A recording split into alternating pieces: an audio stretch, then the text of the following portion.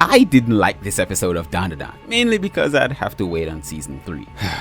Oh well. Anyways, this episode was much larger than life. Kaiju versus a giant robot. This has been done time and time again, but Dandadan brought a certain charisma to the fight and it was amazing. Let's dive into this episode to see what's going on. This week's episode of Dandadan is titled Clash, Space Kaiju versus Giant Robot, and it adapted 3 manga chapters, 69 to 71. That's 58 pages with a whole lot of panels to match, but I know what you're thinking and the real question on your mind. What did this episode do differently from its manga counterpart? Let's find out.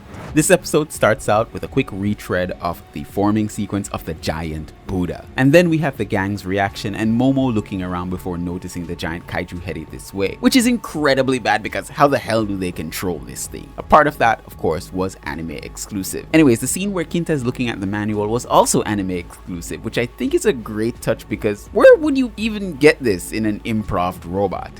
And then when he tried to walk was also anime exclusive and they fell flat on their face, which is as to be expected. I found it incredibly funny as this big ass kaiju knew how to jump kick, but then in the last part of the episode you start to understand why it could do certain moves. But it's still incredibly funny. But not even 2 minutes in and this scene was extended far more than the manga, with Okarun trying to free himself from his seat, all the while watching the kaiju kick the ever-loving shit out of their robot. Is this the most amazing fight scene I've ever seen? I think it is.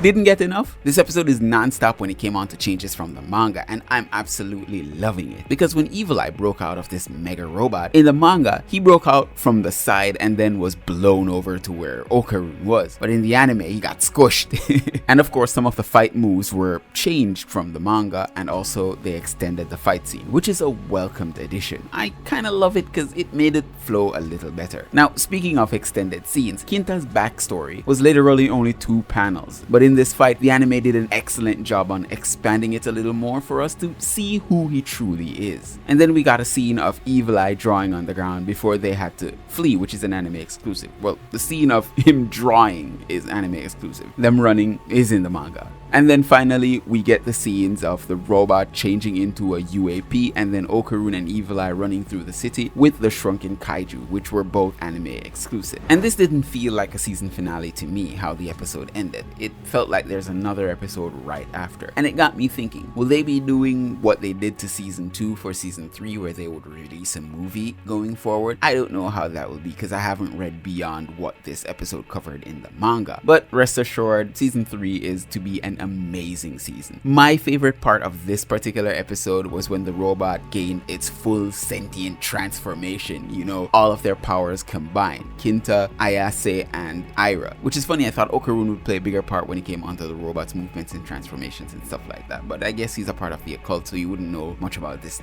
sort of stuff, which is totally fine by me. A truly amazing season, and I can't wait for the next season. Hopefully it comes sooner than later. Anyways, like, share, subscribe, leave a comment on your way out. I've been your host, Kyle. Peace out, stay safe out there, V Nation. Bye.